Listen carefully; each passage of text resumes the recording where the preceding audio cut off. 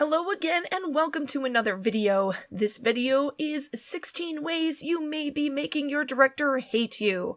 Now, originally I was going to do a video about director expectations, what every director expects of their actors when rehearsals begin. But again, there are already a ton of resources out there that cover exactly that, and me repeating them is not going to make them sink in any deeper. So instead, I'm going to focus on the things that drive directors crazy and make them never want to cast you again. Number 1. You lied about your conflicts. Almost every audition form will include a place for you to write down all your conflicts. Conflicts with rehearsals, conflicts with performances, etc.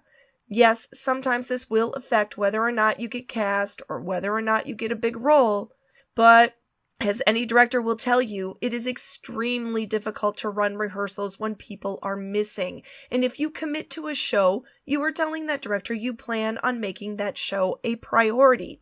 That's hard to do if you don't show up. No director likes to be told after the fact that an actor is going to miss rehearsals. Sickness and emergencies aside, there is no reason a conflict should not be listed on an audition form. There is no reason a director shouldn't be thoroughly informed before rehearsals begin of when an actor will or will not be in attendance. Don't want to make your director mad? Bring your personal calendar and schedule to the audition with you, so you are certain to write down all of your conflicts. Yes, your conflicts may affect your casting, but sometimes they won't. Many a director will cast a person even if they have a ton of conflicts, especially if they know about them ahead of time. If that person has proven themselves reliable by, keeping their director informed of their schedule, then their chances of getting cast regardless is much higher. Number 2. You are keeping them in the dark. One surefire way to make your director angry and quickly is to not let them know what is going on. This includes not informing them of your conflicts, informing them of a conflict at the last minute, not showing up for a rehearsal, not letting them know you are running late for a rehearsal. In this day and age, there is no excuse for not letting a director know what is happening. You've got email, text messaging, Facebook, Snapchat, and so many ways you can get a message to a director immediately. Are you sick? Send an email. Are you running late? Send a quick text. Have an emergency? Give them a call. It only takes a few seconds, and your director will appreciate being kept in the loop. Now, high school students, do not assume if you are sick from school that your director will know about it. Take 5 seconds and send them an email or ask a parent to do it for you. Oh, and also, high school students, and I know some adults who are guilty of this too, absolutely under no circumstances should a director be getting information through a secondary source, the exception being your parents. Do not ask a friend to relay a message. Do not rely on someone else to tell the director what is going on. You need to do it yourself. Number 3, you're arriving late to rehearsals. There is an old adage in theater. Early is on time is late is unacceptable. You should always plan on arriving early to a rehearsal, at least 10 minutes early. Everyone always needs time to put their things down, go to the bathroom, get a drink of water, socialize with friends, and so on. If a director says a rehearsal starts at 7 p.m., that means they expect you to be on stage and ready to go at 7 p.m. Not 7:15, not 7:20, 7 p.m. If you arrive at 7 p.m., it is considered arriving late. And if you arrive after 7, then you're asking to be replaced by a more reliable actor. So don't do it. Number 4, you come unprepared to rehearsals. One of my pet peeves as a director is hearing the question, "What are we doing today?" Other directors may be different. but I almost always take the time to map out the rehearsals and provide a schedule that informs actors of what we are doing each night. Are we going over music? Are we running through Act 1? Are we just focusing on cleaning up choreography? Whatever. I take the time to put this schedule together, and when you ask me, what are we doing tonight? That tells me that you didn't take the time to look at it, and I find that extremely disrespectful. Other ways of being unprepared include not having your lines, music, or choreography memorized when you're asked to, not bringing your script, not having a pencil. Another way to make me angry very quickly, ask for a pencil. Oh, and here's a helpful tip. Go to the bathroom before rehearsal and bring your own water bottle. Most directors will allow for breaks, but do not rely on them. Be proactive. Empty your bladder beforehand and bring a water bottle to keep yourself hydrated as needed. Number 5, you do not stay focused. This will especially try a director's patience when dealing with a large cast. The most common form of unfocused behavior is social chatter. Whenever there's a break in action, actors will chatter. When they finish going through a dance, they will chatter. When a director is giving direction to just one actor, they will chatter. This drives directors crazy. So stop doing it. Chattering or not paying attention will make rehearsals go longer. If a director has to stop everything to get you refocused or tell an actor for the 11th time what page they are on, it will not only make your director angry, but it wastes everyone's time. If there is a break in action, or if the director is taking a moment to talk to just one actor, stay focused and attentive. Oh, and here's another helpful hint for you chorus members or any actor on stage not directly involved with the scene. If you are on stage, you are acting. Even if the action directly involves someone else, you are still in the scene. Rehearsals are when directors are creating pictures on stage, and those pictures do not include actors who are looking bored, chatting with their neighbor, playing on their phone, or generally just not being focused on the scene. Number 6, you don't listen. Here's some general advice. If your director is talking, you should be listening. If you are talking, if your lips are moving, if sound is coming from your mouth, that is not listening. One of my biggest pet peeves, not just as a director, but in life in general, is having to repeat myself because someone wasn't paying attention. I consider it disrespectful. Never is this more true than when I am dealing with actors, especially teenagers. If I'm talking, I'm expecting you to listen to me the first time. Number 7, you're not making the show a priority. We all have a million things going on in our lives, but as I said before, if you agreed to be in a show, then you agreed to make that show a priority, which means you show up for rehearsals, you're focused and working hard at rehearsals, you're working on your lines and blocking outside of rehearsals, and you are proving that the success of the show is actually important to you. We've all worked with those actors who just don't have their head in the game, and it's extremely frustrating. Directors hate it, actors hate it, everyone hates it. If you find that you are overbooked, overworked, or just managed to bite off more than you could chew, then it's your responsibility to discuss that with the director, or better yet, own up to it and drop out. Let the rest of the team move on without you instead of making everyone wait till you catch up, which may never happen. Number 8, you are apathetic. Giving a damn about a show is important. Doing the best you can and working hard is important. Showing you actually care is important. Directors, and actors for that matter, do not have the patience to deal with apathy. If you don't care about what happens with that show, then I'm sure you know where the door is. Why are you even there in the first place? Number 9, you keep trying to put the I in team.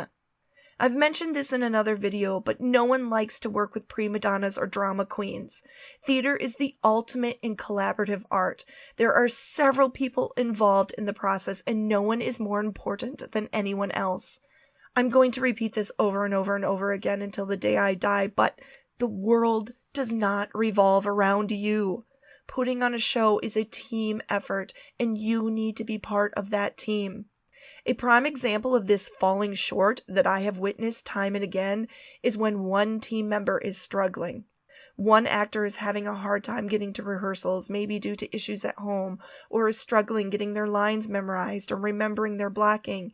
Maybe they're having difficulty finding their character, or they're not articulating or projecting well enough. And what I see happen again and again is everyone in the cast expressing their displeasure and frustration with said actor instead of coming together as a team to help them. A strong team will rally around that person and do what they can to help. A strong team will offer to carpool. A strong team will offer to run lines. A strong team will arrive extra early to run through choreography or blocking with that actor. A strong team will offer advice and tips on improving their performance. A strong team will recognize that they are only as strong as their weakest member, and will do whatever they can to make sure everyone is on the same level. A strong team will not abandon their teammate because they are too focused on themselves. Number 10. You disrespect theater property. Props need to be put back at the end of every performance, not left wherever you decided to drop them. Costumes need to be hung up nicely on their hangers, not crumpled in a heap on the floor somewhere backstage. And sets are not meant to be climbed on, kicked, banged around, vandalized, or whatever. Everything on that stage is theater property, at least during the run of that show, and it needs to be respected as if it were your own. An extension of this would include cleaning up after yourself. Do not leave a mess for someone else to clean up. I am not your personal maid, nor is the stage manager nor anyone else. Pick up your garbage. Wipe down the makeup counter when you're done with it. Don't leave your personal belongings lying around everywhere. Leave a space cleaner than when you found it. Number 11. You're touching stuff that doesn't belong to you. I say this to students over and over and over again. The number one rule in theater is, if it's not yours, don't touch it. Do not, under any circumstances, touch someone else's prop. This extends to things like costumes, makeup, personal belongings, and so on. If it's not yours, don't touch it. Number 12. You wait to the last minute.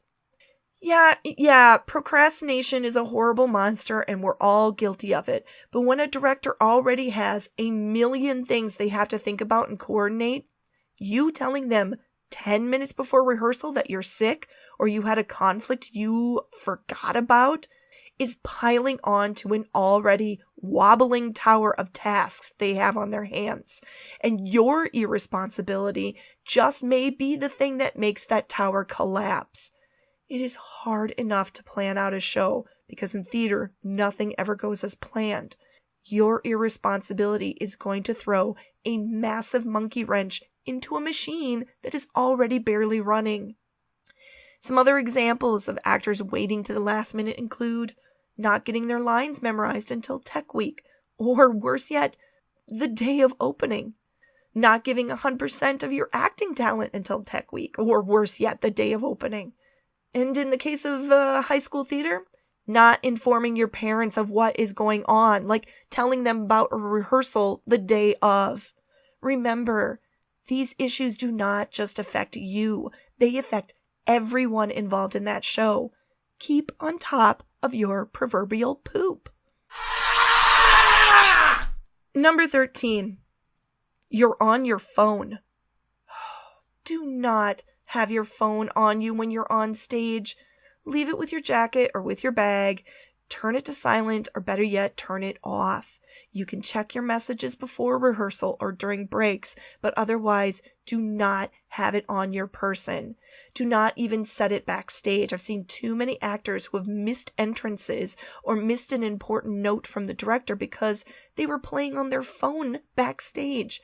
Leave it in your bag. Number 14, you're wasting everyone's time. There are many ways to waste everyone's time. Some examples include asking questions that could wait till the end of rehearsal, showing up late, not having your lines, blocking music or choreography memorized, not paying attention or staying focused, not making an effort while you're at rehearsal, chatting with other actors or playing on your phone, screwing around or not taking things seriously. Again, these are not just things that affect you, they affect everyone. Do not be that person that wastes everyone's time.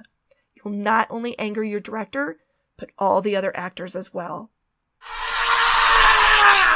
Number 15, you pass the buck. For the love of everything sacred, take responsibility. One fantastic piece of advice I had received a long time ago that changed my life was own your own poop. Now, granted, it was expressed in a much more colorful way, but you get the sentiment. Own up when you screw up. Running late? Apologize. Missed a rehearsal? Apologize. Don't have your lines memorized? Apologize. And then, and this is the most important part, move on. You may have misstepped somewhere, but directors and people in general are much more forgiving if you own up to your mistake and then work hard to try to correct it. We all screw up from time to time, but trying to avoid the responsibility or avoid owning up to those mistakes is a sign of immaturity, and directors don't like working with immature actors. And finally, number 16, you keep making excuses. Honestly, I do not care. I don't care why you're late. I don't care why you missed rehearsal. I don't care why you don't have your lines memorized. Actions speak louder than words, and if all I'm hearing are words in the form of excuse after excuse, it does not mean anything to me. Show me you are worthy of the role I gave you by working hard and making an honest effort. That will prove to me that you care. Leave the excuses at the door because I don't want to hear them. And there you have it. 16 ways you are making your director hate you. I hope this was informative and will make you a little more conscientious of your actions when involved with the show. If you have any questions or comments, please feel free to place them below. Ta!